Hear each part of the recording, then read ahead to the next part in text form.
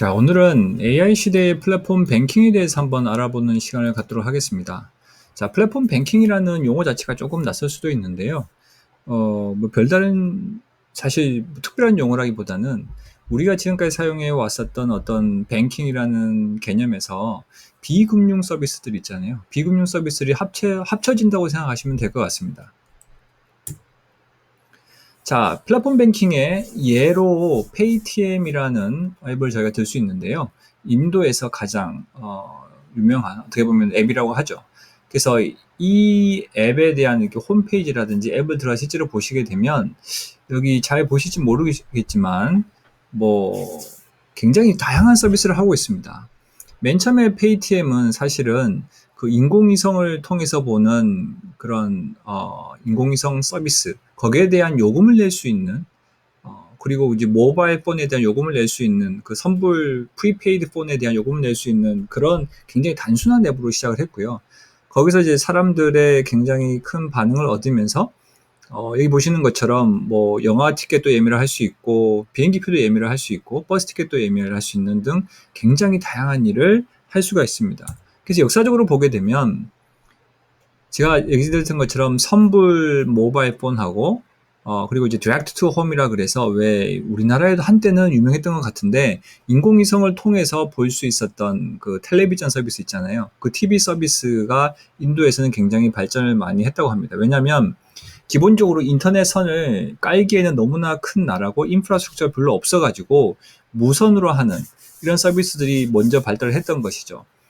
그렇게 하다가 점점 이제 일반 전화 결제 서비스도 시작하고 그리고 나중에는 신용카드까지 그리고 나중에는 저희가 앞에서 봤던 것처럼 굉장히 우리 일상생활에서 굉장히 필요한 것들 그런 다양한 서비스를 모바일 통해서 지불할 수 있는 그런 서비스를 제공하고 있습니다. 그래서 금융과 비금융 그런 경계에 상관없이 우리가 필요로 하는 서비스를 종합해서 제공한다라고 보시면 될 것 같아요. 그래서 개념적으로는 이게 사실은 뭐 특별하다기보다는 우리나라에서는 이제 금산분리로 인해서 금융과 산업이 서로 분리되어 있었잖아요. 그래서 우리가 금융 관련돼서 업무를 보려고 하면은 금융업체들, 뭐 은행, 증권회사, 카드회사, 보험회사를 따로 개별적으로 우리가 컨택하고 방문했어야 됐었죠. 그리고 이제 비금융 업체들, 특히 이제 빅테크 업체들은 사실 별로 상관이 없었습니다. 하지만 최근 들어서 사실은 이 금융업체도 마찬가지고 비금융업체도 마찬가지고 어떻게 보면 플랫폼 뱅킹으로 조금씩 접근하고 있다고 생각이 드는데요. 개념적으로는 이 플랫폼 뱅킹은 말 그대로 플랫폼이고요.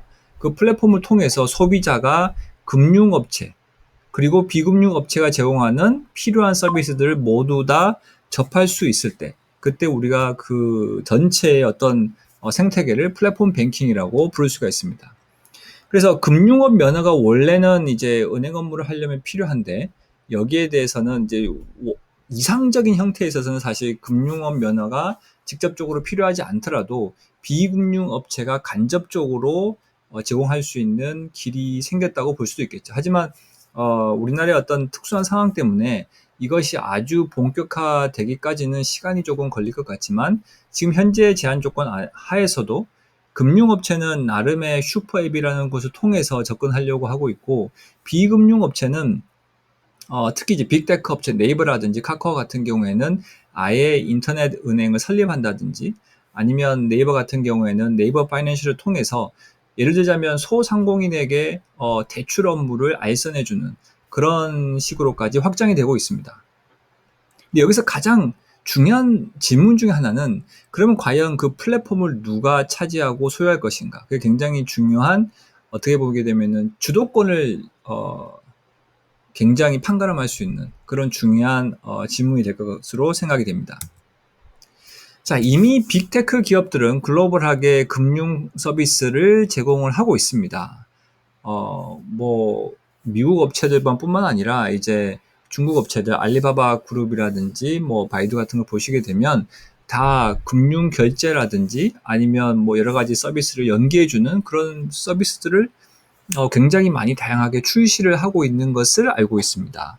뭐 아마존도 마찬가지고 아마존 같은 경우에도 이제 온라인 상인 대상으로 하는 돈을 빌려주는 대출 서비스를 하고 있고 특히 이제 애플 같은 경우에는 보시게 되면 2023년도에 이제 애플은 금융사, 뭐 미국에서 4.15% 예금 계좌 내놨다는 그런 기사가 났던 것처럼 우리가 알고 있는 애플과는 전혀 다른 모습이죠.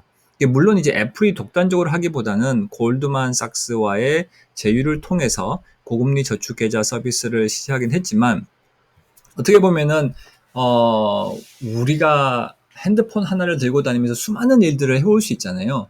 어떻게 보면 그런 이상에 점점 더 가까워지고 있는 듯한 그런 현상이 벌어지고 있습니다. 자, 그러면 한 가지 중요한 질문은 무엇이냐면, 플랫폼 뱅킹이라는 것은 정말 대세가 될 것이냐, 아니면 필수가 될 것이냐, 이런 질문이 사실 중요할 수 있는데요. 저는 여기에 대한 일종의 비유적인 예로, 우리가 요즘 굉장히 뭐 자연스럽게 사용하는 흔히 이제 오픈 마켓이라는 것, 또는 온라인 마켓플레이스에서 한번 생각을 해보겠습니다. 원래 애초에 오픈 마켓, 온라인 마켓플레이스가 생겼을 때에는 소규모 업체들이 와서 자기네 상품을 팔던 것이었죠. 그런데 지금 이제 G마켓이라든지 큰 이제 오픈마켓들을 보시게 되면, 여기 이제 제가 보여드린 것에서 보시면 G마켓 파트너스라고 해서 롯데백화점, 뭐 CJ몰, 현대 H몰, 굉장히 큰 나름의 큰 온라인 소매상이라고 볼 수 있는 그런 업체들이 다 들어와 있죠. 뭐 오프라인도 가지고 있고 자기네 웹사이트도 가지고 있지만, 이 G마켓에 와서 팔려고 하는 이유가 무엇일까요? 이유는 굉장히 단순합니다. 이 G마켓을 통해서 매출을 확대할 수 있기 때문이죠. 물론 수수료를 내긴 해야 되지만, 기본적으로 마케팅이나 세일즈 관점에서 보게 되면 우리가 매출을 늘릴 수 있는데 왜 참여하지 않을까라는 퀘션이 찍힐 수밖에 없겠죠.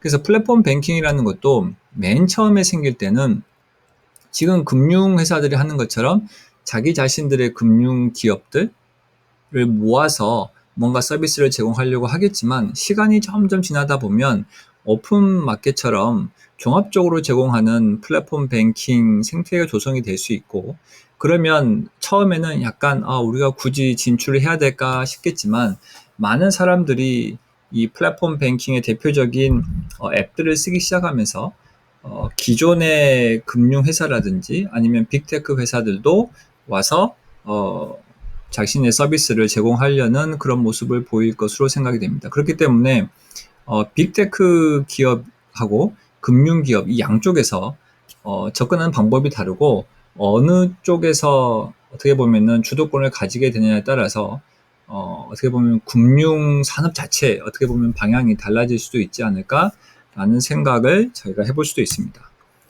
뭐 예를 들면 이제 플랫폼 뱅킹을 통해서 우리가 생각해 볼 수 있는 다양한 서비스들이 있을 수 있겠죠. 뭐 금융은 기존에 우리가 쓰던 서비스들인데, 그 중에서 우리 실생활과 어떻게 보면은 밀접한 관련이 있는 뭐 각종 공과금 결제부터 시작해서 뭐 웨alth 매니지먼트 서비스가 들어올 수 있고, 굉장히 뭐 대출 당연히 들어올 수 있겠죠. 그런데 이런 서비스들이 비금융 서비스하고 연계되었을 때 가장 큰 효과를 볼 수 있지 않을까 생각하고 있습니다. 예를 들자면 아까 예를 들었던 스마트 스토어에 입점한 네이버 같은 경우에는 점주들한테 왜냐면 매출을 알고 있으니까요. 그 매출에 기반해서 대출 서비스를 연계해서 해줄 수 있겠죠. 뭐 더 나아가서 우리가 뭐 부동산에서 어떤 특정 매물을 사거나 팔고 싶을 때, 특히 이제 우리가 뭐 집을 구한다든지 하는 그런 상황에서 보게 되면, 우리가 가지고 있는 자본, 그리고 빌릴 수 있는 자본이 어느 정도 돼야지만 이제 매물을 살 수 있는 경우가 많은데, 그때 이런 금융 서비스와 연계가 되면 아예 애초부터 우리가 살 수 있을 만한 매물을 우리한테 알려줄 수 있겠죠. 그리고 이 매물을 샀을 경우에는 매월 얼마 정도의 돈을 우리가 갚아 나가야 된다든지 그런 계산까지 이루어진다면, 훨씬 우리가 의사결정하는 데 있어서 뭐 빨리 신속하게 그리고 굉장히 큰 도움을 받을 수 있을 것입니다.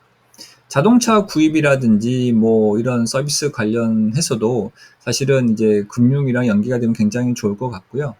뭐 건강 관련 서비스도 보험이랑 연계가 될 수 있을 것이고, 이렇게 많은 서비스들이 서로의 컨텍스트에 맞게 뭔가 이루어질 수 있으면 기존에 우리가 금융 따로 비금융 따로 생각하던 그런 관점에서 많이 달라질 수 있지 않을까라는 생각이 듭니다.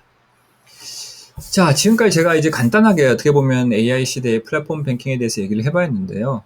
그 AI가 되면 아무래도 개인화가 좀 더 잘 이루어지겠죠. 근데 그런 면에서는 비금융 업체들, 특히 빅테크 업체들이 강점을 아무래도 가지고 있을 것이라고 생각이 듭니다. 금융 업체들도 AI 관련 인력을 많이 확보를 하고 거기에 대한 서비스를 제공하려고 하겠지만 상대적으로 빅테크 업체들은 이미 AI 서비스를 제공을 해왔고 AI 인력들도 많이 확보를 하고 있을 것이기 때문에 좀 더 강점이 있을 것 같고요. 반면에 우리가 이런 플랫폼 뱅킹을 했을 때 가장 어떻게 보면은 중요시되고 어떻게 보면은 치명적인 사건이 될 수 있는 경우가 바로 정보의 어떻게 보면은 유출이겠죠. 그런 면에 있어서는 금융업체가 조금 더 신뢰성을 가지는 것으로 미국의 어떤 조사를 보게 되면 나와 있습니다. 그래서 우리가 이제 SK텔레콤 사례에서 볼 수 있듯이 아무리 잘 나가는 서비스일지라도 한번 이제 그런 일이 생기고 나면 굉장히 큰 타격을 받을 수밖에 없겠죠. 그래서 금융업체는 어떻게 보면은 신뢰성에서 어떤 강점을 바탕으로 AI 기반 개인화를 조금 더 보충할 수 있는 방식을 택하면 뭐 어느 정도는 또 금융업체를 선호하는 사람들이 있을 것이라고 생각이 됩니다. 플랫폼 뱅킹은 제 생각에는 어떻게 보면 이 마켓도 싱글 호밍 마켓은 아니라고 생각이 들어요. 싱글 호밍 마켓이라는 말은 하나의 플랫폼 뱅킹 앱만을 사용한다는 것인데 지금 현재 우리 뱅킹 앱을 사용하는 그런 현상을 보더라도 많은 사람들이 최소 몇 가지는 동시에 사용하고 있기 때문에 이렇게 하나의 앱만을 쓰는 싱글 호밍보다는 멀티 호밍이 이루어질 가능성이 높고 그 얘기는 어느 하나의 플랫폼 뱅킹이 뭐 주도적으로 시장을 장악하는 그런 형태는 이루어지지 않을 것이라는 생각이 듭니다. 그래서 그런 면에서는 이제 금융업체든 비금융업체든 어떻게 보면은 빨리 시장에 뛰어들어야만 하는 그런 조급함을 느낄 수도 있겠지만 제 생각에는 차근차근 그 서비스에 어떻게 보면은 기반부터 다지면서 어떤 서비스들을 소비자가 가장 원할까라는 근본적인 질문부터 시작하면 좋을 것 같아요. 그것이 아니라 그냥 단순하게 어, 자기네 금융 기업 안에 있는 뭐 보험이라든지 카드라든지 은행이라든지 이런 앱에 있는 것들을 조금씩 가져와 가지고 그걸 단순히 이렇게 뭉쳐 가지고 뭔가 사람들이 이 앱을 쓰게끔 하는 그런 형태보다는 정말 사람들이 필요로 하는 그런 어떻게 보면은 딱 핵심적인 서비스만을 모아서 사람들한테 제공을 하는 것이 시작점이 아닐까라는 생각이 듭니다. 그리고 빅테크 같은 업체 같은 경우에는 특히 뭐 카카오라든지 네이버 같은 경우에는 이미 어느 정도 소비자와의 접점을 잘 가지고 가고 있기 때문에 그 소비자가 원하는 바를 어떻게 보면은 더 잘 알고 있을 것 같아요. 그래서 그런 점들을 잘 이용하면 또 비금융 업체들, 빅테크 업체들한테도 이 플랫폼 뱅킹을 어떻게 보면 주도할 수 있는 그런 가능성이 있다고 볼 수도 있습니다. 자, 여기까지 어쨌든 플랫폼 뱅킹에 대해서 간단하게 설명을 드렸습니다. 그래서 플랫폼 뱅킹은 그냥 쉽게 설명드리면은 금융과 비금융 서비스의 통합 제공이 이루어지는 플랫폼이라고 생각하시면 되겠습니다. 네, 감사합니다.